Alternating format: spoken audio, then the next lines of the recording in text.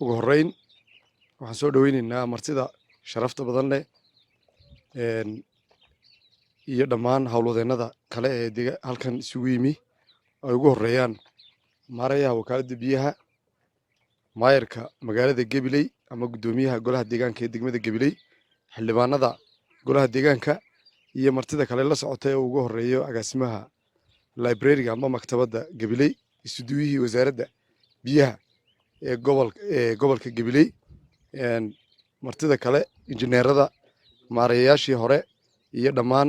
howlwadeennada wakaaladda biyaha ee halkan jooga dhammaantiin waan soo dhaweynaynaa. Asalaamu calaykum waraxmatullaahi wabarakaatu.